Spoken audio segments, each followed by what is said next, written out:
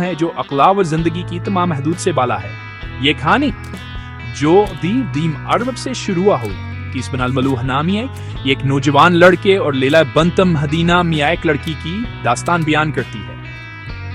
وہ شاہی افسانوی شخصیات نہیں تھے بلکہ پڑوسی قبیلوں کے بے آمچے تھے۔ ان کی کہانیاں کی جوانی کے معصوم دور میں شروع ہوئی ایک چھوٹے سے اسکول میں جہاں وہ ایک ساتھ پڑھتے تھے۔ انہیں کیا معلوم تھا کہانی کا یہ سادہ تعلقہ انسانی تاریخ کی سب سے طاقتور اور المناک محبت کی کہانیوں میں سے ایک بن جائے گا۔ ان کی محبت پاکیزہ تھی جو ایک دوسرے پر پڑنے والے انظروں اور سرگوشیوں سے پروان چڑھی، روحوں کا ایک ایسا تعلق جو عظمت اور دکھ کے لیے مقدر تھا۔ اس کہانی کے مرکزی کردار کیسا اور لیلا ہیں۔ کیسا ایک حساس اور شاعر ہر روح کا مالک تھا، ایک ایسا لڑکا جس کا دل محبت اور اظہار کی گہری صلاحیت سے بھرا ہوا تھا۔ وہ دنیا کو خوبصورتی اور جذبات کے آئینے سے دیکھتا تھا اور اس کے الفاظ ایک دریا کی طرح بہتے تھے جو اس کے اندر اٹھنے والے احساسات کو قید کر لیتے تھے۔ دوسری طرف لیلا غیر معمولی خوبصورت اور نزاکت کی حامل لڑکی تھی، لیکن وہ اپنے قبیلے اور خاندان کی سخت روایات اور توقعات کی پابند بھی تھی۔ اس کی دینی اصولوں اور عزت کی تھی جہاں بیٹی کی فرمان برداری سب سے اہم تھی۔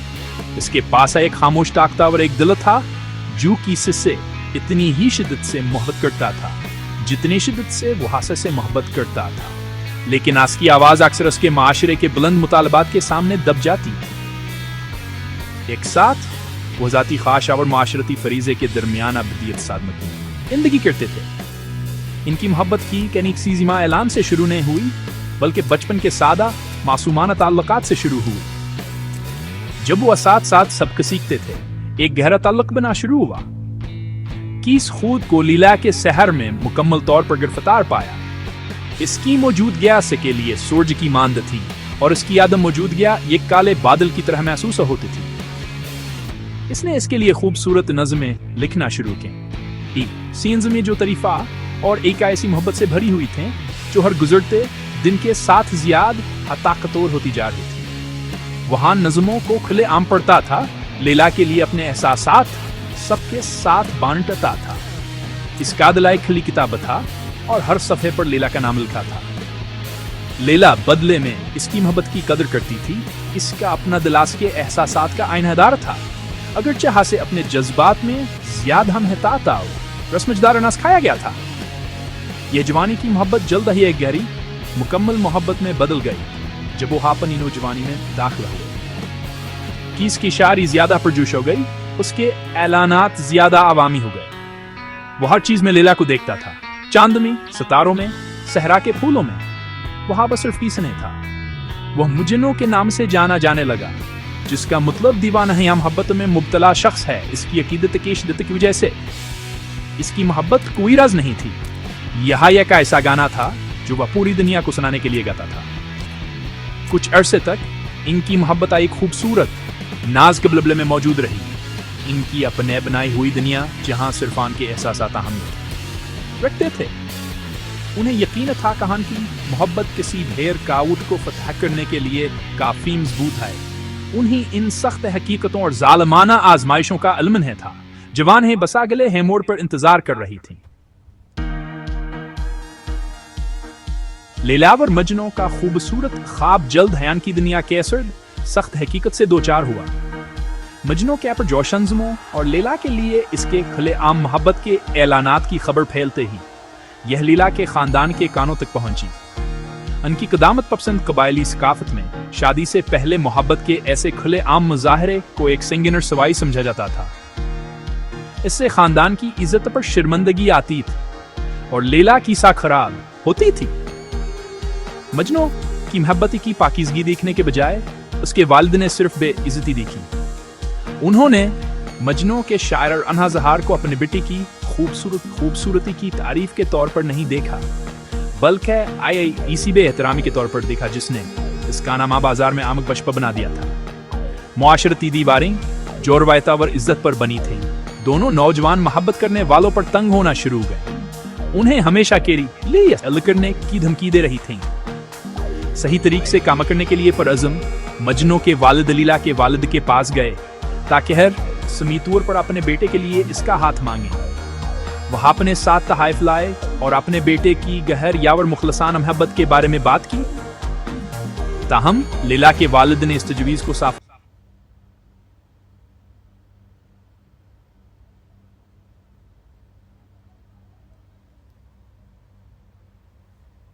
इनकार कर दिया। वह एक ऐसे शख्स को कबूल नहीं कर सकते थे जिसने इनके अंजर में इतनी लापरवाही से काम किया था। मजनू ने अपनी मोहब्बत को अवामी बनाकर जोर सवाई पैदा की थी। वही उजहतीका से नामनासिब समझा गया। इसे गैर मुस्तहकम, एक पागल समझा जाता। जवान की बेटी के लिए एक काबिल एहतराम शोहर नहीं हो सकता था। यह हर दामला एक तबाहकन हचका था।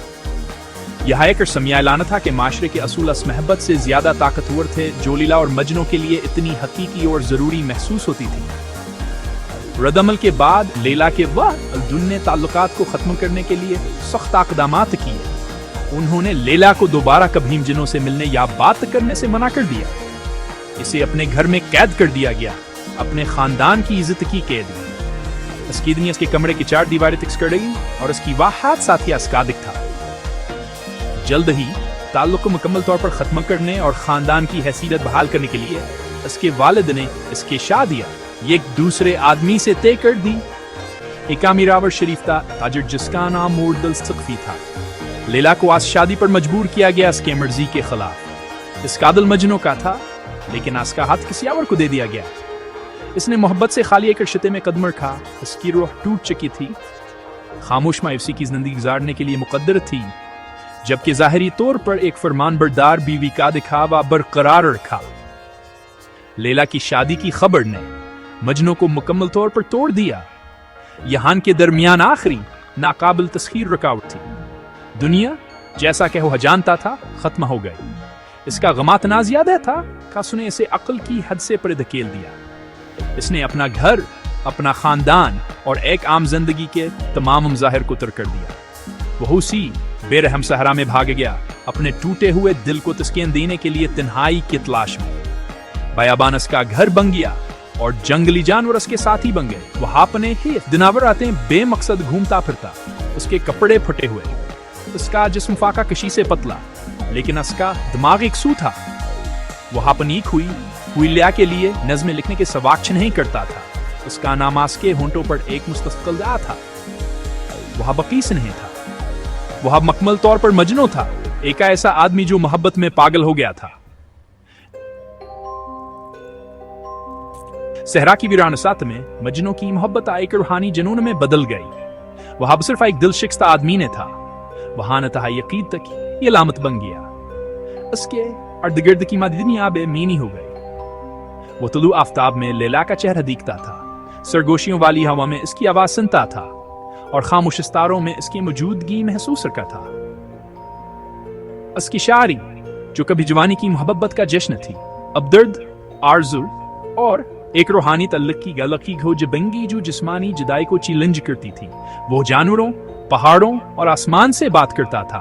अपने दिल को एक ऐसी दुनिया के साथ बांटा था जवास के दर्द को इंसानों से कहीं ज्यादा समझती थी। इसका जुनून दिमाग की मद मौजूदगी नहीं था, बल्कि एक शख्स के लिए भरा हुआ दिमाग था कि किसी और चीज के लिए कोई जगह नहीं थी।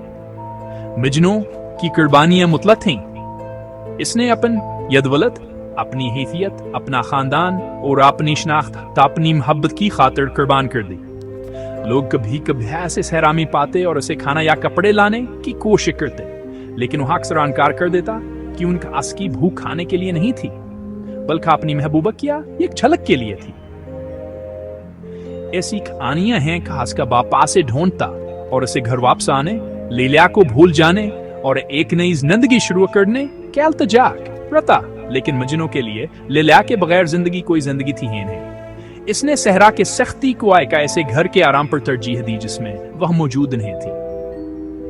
अस्काद खास के लिए खराज था, उसकी वाबस्तगी की गहराई किया एक मुस्तकलियात दहानी।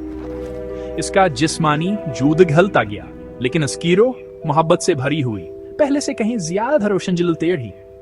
जब मजनू सहरा में घूमता था, अपने गम का एक वाज़ह सबूत, लैला खामोश दिख की जिंदगी गुजारती थी। एक बे मोहब्बत शादी में फंसी हुई। वहां अपने ही घर में एक भौत थी। इसने एक बीवी के तौर पर अपने फराइज पूरे किए, लेकिन अस कादल व जान मजनू के साथ रहे। वो सहरा में इस पागल आदमी की सरगोशियां सुनती थी जो लीला नामी औरत के लिए नज़में लिखता था, और इस कादल फखरा और गम के इम्तिजाज से दिखता था। वो हास की आलहम थी, सबसे खूबसूरत शायरी का मौजू, फिर भी वह अभ्यास के साथ नहीं हो सकती थी। उसका पंजर हदुलता और इज्जत से सजा हुआ था, लेकिन यह फिर भैक पंजर था। इसकी खामोशियां इसकी कुर्बानी थी। मजनू के बुलंद नोहों के बरक्स एक दर्दनाक तजाद, लेकिन उसके एहसास की गहराई में कमन थी। अपनी जुदाई में भी इनकी रोहें जड़ी रहें। ऐसे लम्हात थे जबान के रास्ते तकरीबा मिलते थे। कुछ कहानियां लैला के बारे में बताती हैं। एक मुकद्दस मकाम की जियारत के बहाने दो रसे एक बखरे हुए मजनू क्या एक झलक देखने में कामयाब हो जाती थी। यह लम्हाता एक नियमता और इकलल अन्न दोनों थे। इनकी जुदाई के दर्द को दोबारा भड़काते हुए यह तसद्दी करते थे कहानी की मोहब्बत भी नदा थी। एक मौका पर एक निकनियत दोस्त ने इनके दरमियाना एक मुख्तसर निगरानी में मुलाकात का एहतमाम किया, यह उम्मीद करते हुए खास से मजनू को होश आ जाएगा। लेकिन लीला को देखते हैं मजनू बेहोश होगी। एक ऐसे जज्बे से मगलूब हो गया जो वास्कीनास की हालत के लिए बहुत ताकतवर था। इसने इसे इस हद तक मसाली बना लिया था कि हास की जिस्मानी मौजूदगी बर्दाश्त से बाहर थी। इनकी मोहब्बत बहुत पाकीज़ा जिस्मानी दुनिया के लिए बहुत रूहानी हो गई थी। इनकी कहानी का आखिरी बाबायक खत्म यालम और अबदियात हाद का है। साल गुजरते गए और लैला और मजनू दोनों अपने दुखों से कमजोर पड़ गए। लैला अपनी ना खुशगवार शादी में कैदा और गम में डूबी हुई आखिरकार बीमार पड़ गई। इसकी बीमारी जिस्म की नहीं बल्कि दिल की थी, एक गहर अमलाल जिससे वो सेहतयाब नहीं हो सकी। जब वो हाप नेमत के बिस्तर पर लेटी थी, उसके आखिरी ख्यालत मजनू के थे। वो चल बसी। उसका नाम सहरा के दीवाने शायर से हमेशा के लिए जुड़ गया। एक ऐसी मोहब्बत की अलामत जूज मेन पर पूरी नहीं हो सकी।